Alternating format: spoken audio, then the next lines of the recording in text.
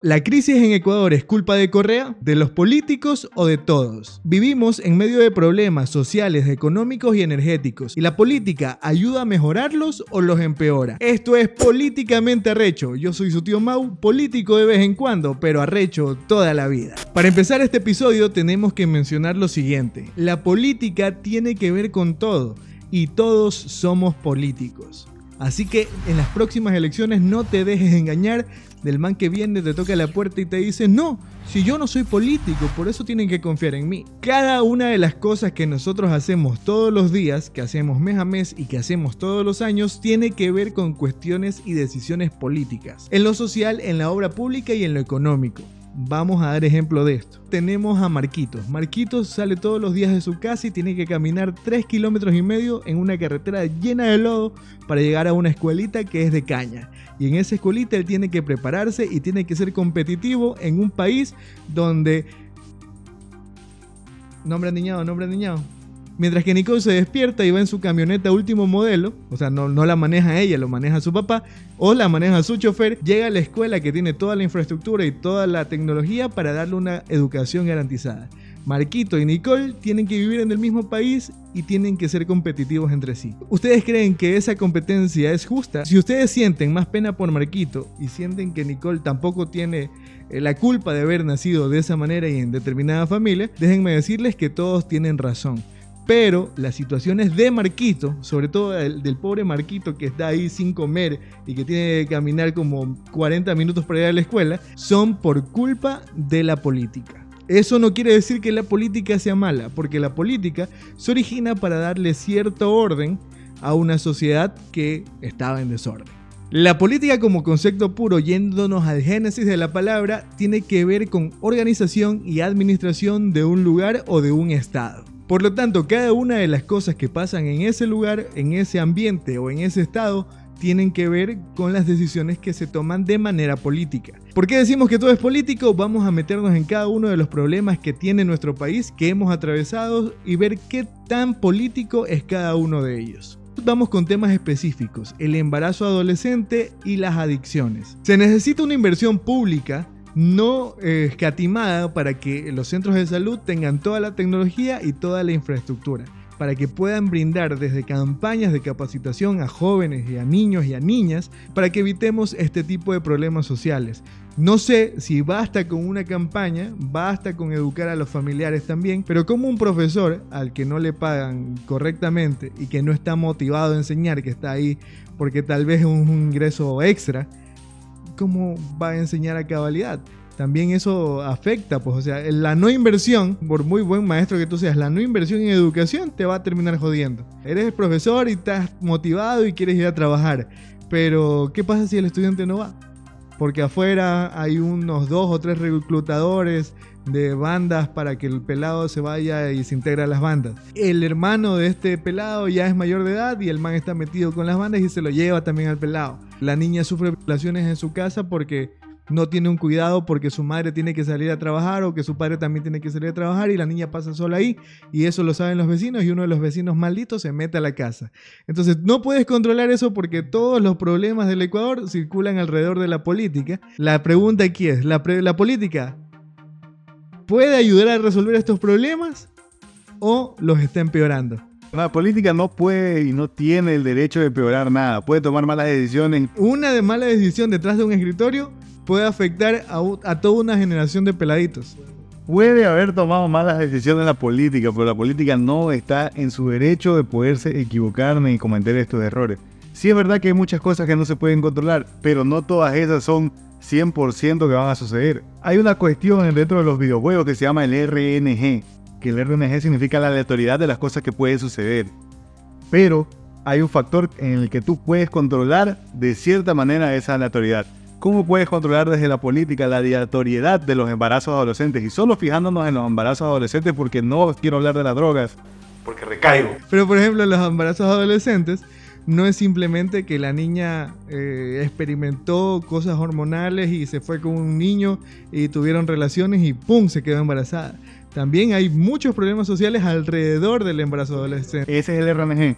Esa es la aleatoriedad que puedes controlar. ¿Cómo controlas eso? Y esto es un problema que no se va a detener nunca va a frenar y nunca va a quedar en cero. Siempre va a haber alguno que se nos escape, pero puedes controlar para que ese factor llegue a la menos cantidad posible de personas.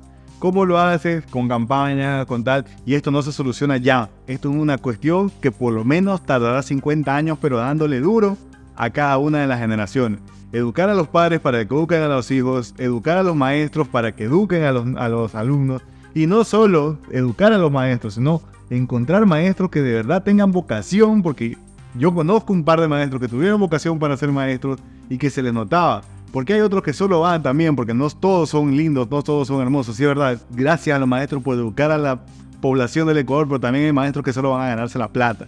Entonces hay que buscar a los malos elementos, separarlos, y es un gran trabajo. Separar los malos elementos, claro. Hacer que esta gente eduque bien a los niños, educar a los padres, que los maestros que educan a los niños eduquen a los padres, que los padres también tengan esa costumbre de ser autodidactas y seguir aprendiendo día a día. Con eso podemos llegar a bajar el factor de embarazo adolescente y también de las drogas. Y más, si usted no quiere consumir drogas, tranquilo, démelas toditas a mí. Por más que el ciudadano común, el padre de familia, quiera ser el hombre de familia que Ecuador se merece, por más que el estudiante también quiera aprender y por más que el maestro quiera enseñar, ahí hay toda una organización que empieza primero desde el ministro de Educación, el subministro, las mozas del subministro, luego vienen los directores distritales, los directores zonales, los directores cantonales, que van poco a poco pues haciendo que esta cadenita vaya llenándose de corrupción. El presidente dice, le vamos a dar tanto presupuesto a la educación de nuestro país. Tenga. El ministro le dice a sus directores zonales, bueno, este billete lo vamos a repartir así. Tenga Manabí, tenga El Oro, Mora Chinchipe, tengan taca, taca, taca, comienzan a repartir el billete. El director distrital de Machala dice, yo fui del Clever. Y al Clever me cae muy mal. O sea, aparte ya está este rector que me cae en peor. Entonces, el billete de Clever se lo voy a reducir y se lo voy a mandar al 9 de octubre. O al del Juan Montalvo. O a X institución educativa. Por la mala fe de uno, que también la mala fe es corrupción, vas jodiendo a la educación de las nuevas generaciones. ¿Cómo se puede solucionar? Vamos a hablar de eso más adelante. Ahora, hablemos de obra pública, que son las calles, los puentes, la infraestructura. Por ejemplo, el hecho de levantar una escuela, ¿cuánto billete le cuesta al gobierno? ¿Cuánto billete maneja el gobierno cada año? ¿Cuánto billete al gobierno le prestan las instituciones internacionales, ya sean estas fundaciones o organizaciones o sean entidades financieras? ¿Cuánto billete le prestan o le dan o le regalan al Ecuador para determinadas cosas? ¿Cuánto de ese billete al final termina siendo un puente, una escuela o un centro de salud? Si hay alguien que sea arquitecto o ingeniero, ¿cuánto cuesta levantar una escuela? Respondan ahí abajo en los comentarios, porque ustedes son los que enriquecen este debate con cada uno de sus comentarios. Después de la obra pública está el factor económico. Hay mucha gente que cobra el bono, por ejemplo. Si tú tienes un ancianito que tiene problemas de salud, el gobierno te puede dar un bono. Si tú no tienes casa propia, el gobierno te puede dar un bono y así te puede ir ayudando. Además de los subsidios para gasolina, para diésel y otro tipo de cosas para la agricultura, por ejemplo. El gobierno y la política, lógicamente, pueden ayudar a mejorar la calidad de vida de la gente. Sin embargo, ahí viene un dicho popular y es que el gobierno nos quiere sumisos, el gobierno nos quiere pobres y nos quiere ignorantes, nos quiere enfermos. Entonces no invierte en salud, porque si estamos muy bien podemos dejar de depender de nuestra salud mental, de nuestra salud física y ponernos a aprender. Y si nos ponemos a aprender otro tipo de habilidades, podríamos ser competitivos. Así como Marquito del primer ejemplo, si él no tiene que preocuparse por caminar a su escuela, no tiene que preocuparse por su desayuno, no tiene que preocuparse por su educación y está todo bien en su salud, lógicamente va a ser un poquito más competitivo frente a Nicole, que tiene pues sus padres que tienen ingresos, que va a una escuela privada y que no tiene que quejarse de nada porque sus papás le dan todo. Que tampoco estamos criticando a los papás de Nicole. Nicole no existe, tampoco se pongan así de belicosos. Si Marco puede tener todo este tipo de cosas resueltas, va a poder ser más competitivo con esta otra niña. Va a ser más equitativa la carrera, va a tener un poquito parecida. Ya no tendrá que preocuparse por cuestiones adicionales a su vida, sino que va a poder entrenar al mismo nivel, ya cuestión de él, de su propio talento y su esfuerzo. Pero para llegar allá hay mucho camino que recorrer, hay demasiado, porque Nicole no solo está ahí porque nació en cuna de rico, sino que sus padres o sus abuelos trabajaron muchísimo antes, trabajaron o fueron corruptos o lo que hicieron antes, pero Nicole ahora está en el puesto que está porque sus padres también hicieron algo antes. Los papás de Marquito quizás están en la ubicación en la que se encuentran también por malas decisiones de sus padres, de sus abuelos y de gobiernos anteriores, porque la culpa no solo es de Correa, la culpa también es del Glass, la culpa también es de Lazo, Glass está encerrado, la culpa es de Lazo, la culpa es de Moreno, Lenín Moreno, ahora mismo Daniel Correa también, Lucio Gutiérrez, de todos los políticos que han llegado, e incluso al dictador Rodríguez Lara, también es la culpa de él, y la culpa es de la humanidad, y la culpa más rápida es de Eva, por decirle a Adam que se coma la justamente, manzana. uno de los puntos que tenía previsto hablar es: Ecuador vive una profunda crisis de la que no puede salir, y lo asemejo a una enfermedad terminal que ya no se puede resolver. O sea, gracias a toda esta gente, nosotros vivimos en una crisis de la que ya no nos vamos a poder levantar. Yo recuerdo que en la escuela me decían que la deuda externa, yo me iba a morir, o sea, mi papá se iba a morir. Imagínate decirle a un niño de 8 años: tu papá se va a morir, tú te vas a morir, tus hijos se van a morir, tus nietos se van a morir y Ecuador va a seguir endeudado. Ya no se puede solucionar esta vaina. Vivimos en una situación muy complicada, pero sí se puede llegar a mitigar. ¿Cómo se puede llegar a mitigar? Con buenas decisiones y voluntad política. Es decir, que el gobierno de turno diga: yo no tengo ningún sesgo. Sí se puede solucionar un problema terminal. ¿Y cómo se soluciona un problema terminal de salud? Un problema que ya no tiene solución. ¿Cómo se soluciona? matando al paciente, obvio. Se soluciona con un milagro. Yo estoy viendo una serie que se la recomiendo a todos, que se llama One Piece. En ella, en el capítulo, entre el capítulo 400 y 500, el protagonista entra a una cárcel a salvar a unos reos. Dentro de esta cárcel hay un travesti. Un travesti que se dice dentro de este mundo que él hace milagros. Y ese travesti te da una gran lección. Dice que los milagros no existen. Y si existieran, los milagros solo se le dan y solo se le presentan a las personas que no dejan de luchar. Ese es el verdadero milagro. El milagro es que no dejes de luchar en tu vida. Un milagro para nosotros en Ecuador para solucionar esta crisis sería encontrarnos un buen político que no tenga sesgos de ningún tipo. ¿Cómo lo conseguimos? Por ejemplo, digamos que Daniel Noboa es el presidente perfecto, pero él tiene el sesgo primero de que es millonario. O sea, su relación con su pueblo, con Marquito, no es una relación cercana, es más bien muy lejana. Marquito, para poder llegar a darle la mano al presidente, tendría que pasar un montón de cosas.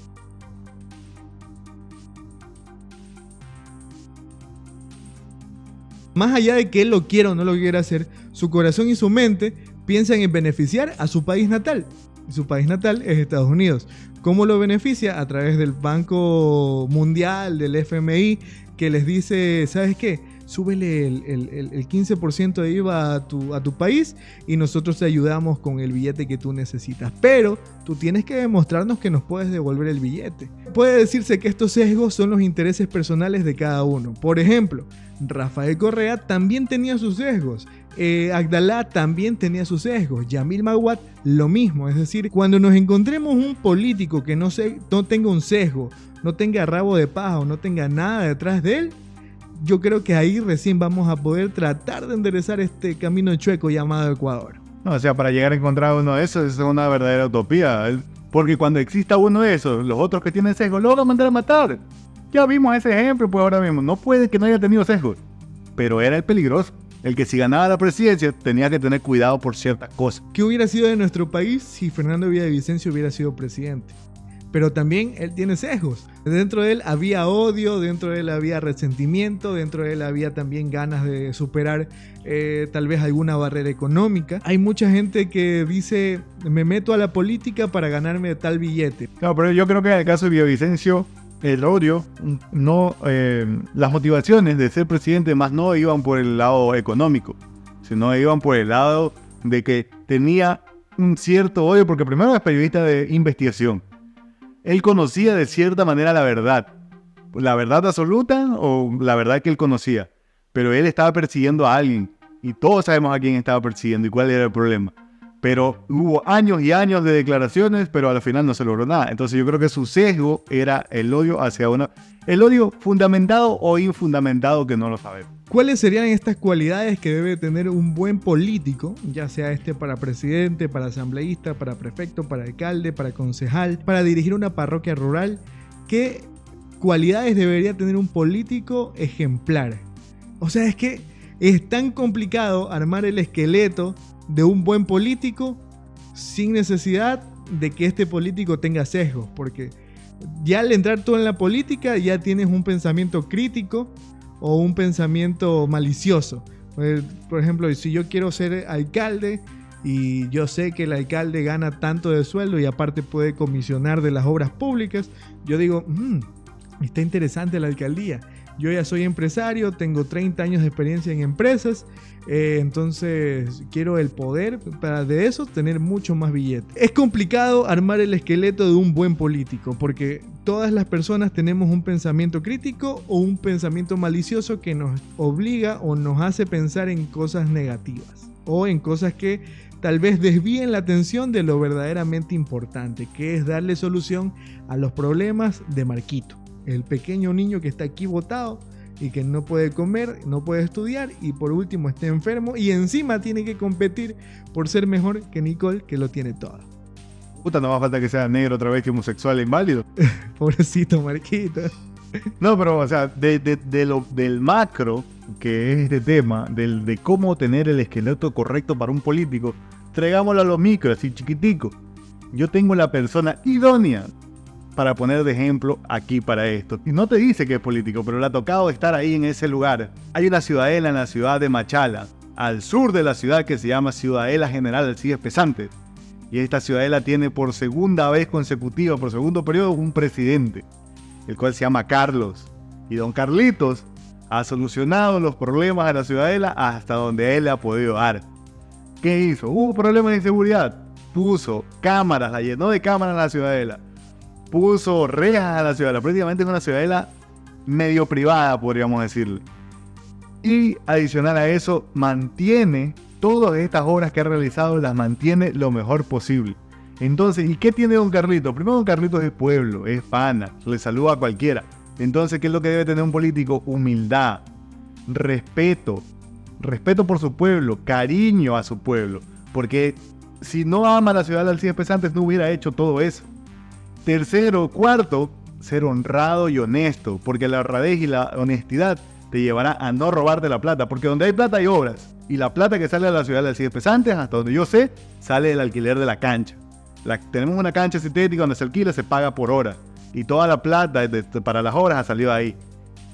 Y no puedo asegurar y poner la mano al fuego por decir que no se han robado plata, pero hasta el momento donde yo sé, todo está verificado y con factura.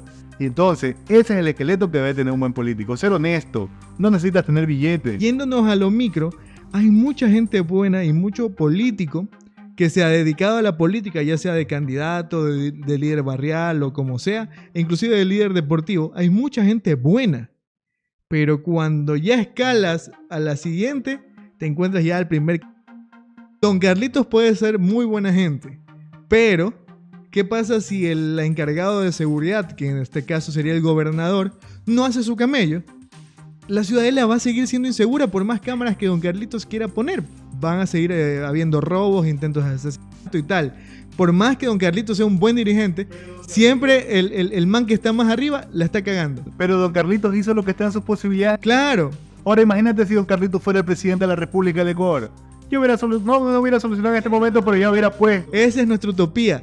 Don Carlitos debería ser presidente del Ecuador y no Daniel Noboa.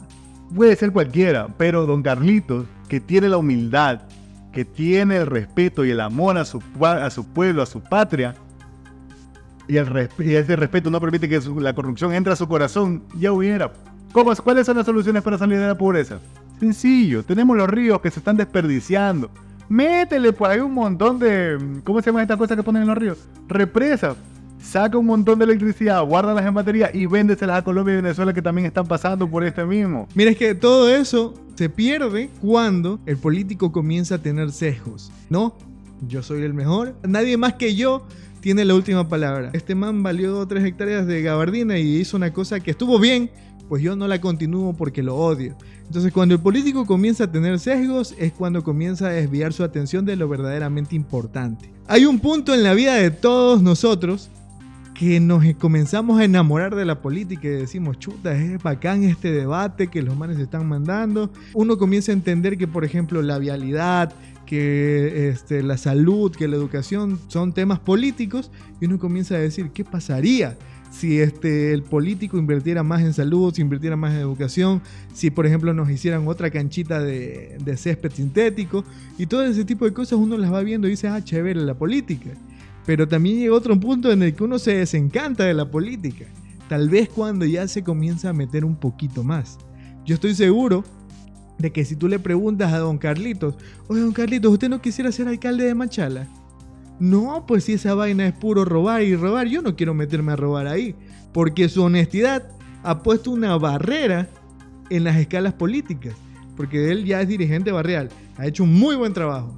¿Qué le impide a él lanzarse para la alcaldía? Se necesita full plata, primero, para una campaña, porque yo creo que para la campaña de Minucho, para la campaña de Falqués, que fueron exalcaldes de Machala, el nivel de campaña iba sobre los 100,000 o 200,000 dólares, que consistía pues en pegar carteles, en pintar paredes, en hacer jingles musicales, en hacer cierres de campaña y tal. Ponle tú 250,000 dólares. Una vez que comenzó la campaña entre el hijo de Falqués y Darío Macas, esa cifra aumentó por lo menos en 10 veces. 2.5 millones de dólares para ganar una alcaldía en la ciudad de Machala. ¿Cuánto gana el alcalde en un año o en los 4 años? Yo estoy seguro que no son 2.5 millones de dólares.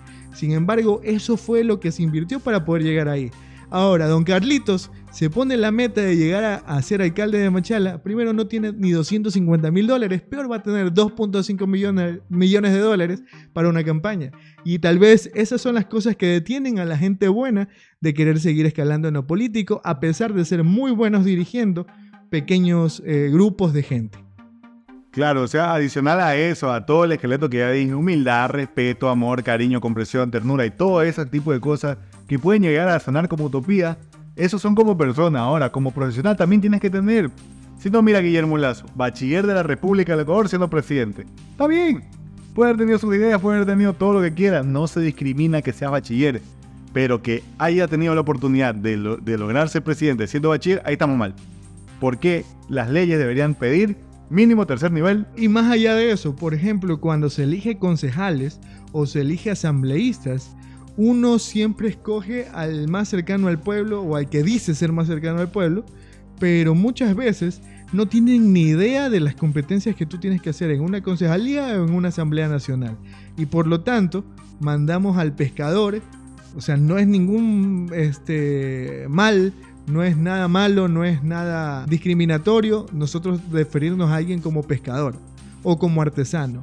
No hay ningún problema porque están representando un sector del pueblo. Pero, ¿qué pasa con este pescador que nunca en su vida ha acogido la Constitución de la República o no sabe nada de leyes y se va a legislar a un municipio o a la Asamblea Nacional? No va a hacer nada, va a pasar 4 o 5 años sentado ahí sin hacer nada y dependiendo de 2 o 3 asesores que también cobran sueldo. Es decir, el municipio de Machala o la Asamblea Nacional está gastando en el concejal o en el asambleísta, pero también está gastando en 3 o 4 asesores. Y aparte la persona de comunicación, y aparte el asistente de personal, y aparte la moza que está por ahí también diciendo yo también quiero camello. Hay mucha gente que tiene buenas intenciones, pero que tampoco está preparada para trabajar. Entonces parte del esqueleto que se quiere armar para un político utópico sería una preparación en temas administrativos y legales. Yo lo apoyaba mucho lo apoyaba pero porque creía en sus ideas, pero luego te das cuenta que tal vez ese candidato a lo largo de toda su vida no ha podido ni tener una casa propia, ni tener un consultorio propio, ni ha podido hacer empresa, ni darle trabajo nunca a nadie. Entonces, ¿cómo tú le confías la administración de una ciudad a alguien que no ha administrado nada? Ahora, la tercera, y como hemos ido nombrando, es los logros que ha conseguido en su vida. Porque si una persona no ha respetado primero su hogar, que algunos han llegado a fallar en matrimonio, y no solo uno, 2, 3, 4, 5 veces se han divorciado, que las han tenido mozas, que no han sabido ver a los hijos también, si han triunfado o no han triunfado, si tienen algún error. Ahí vas viendo cómo vas armando el esqueleto. Luego está el tema de si ha trabajado en algún lugar, las referencias de trabajo y todo ese tipo de cosas. Esos 3 puntos son fundamentales para el político de tu vida. ¿Permitirías que una persona que no tiene un título, que no se ha preparado, ser el presidente o ser la persona que organiza a tu ciudad, a tu provincia o a tu país? Hay que ponernos a pensar también en eso. Nosotros mismos hemos dado cabida. Y ahí vamos a responder. La primera pregunta es: ¿la culpa es de Correa, de los políticos o de todos? La culpa ha sido de todos, señoras y señores. Gente expectante de este podcast. Todos hemos tenido la culpa en que Ecuador se haya sumido en esta crisis. Porque no hemos sabido votar, porque no sabemos identificar a la gente que realmente merece tener un puesto público, porque decimos, bueno, a la final, este man robe o no robe, yo igual trabajo. ¿Cómo trabajas en un país en el que el IVA está al 15%? ¿Cómo trabajas en un país donde si bajas con tu equipo de trabajo en la esquina te lo pueden robar? Y aparte de robarte, te pueden matar, te pueden quitar la vida. Entonces, ¿cómo tú trabajas ahí? Tú te vas a trabajar sabiendo que tus hijos tienen una educación precaria y que nunca van a poder llegar a nada porque su educación, al ser pública, es una educación pésima.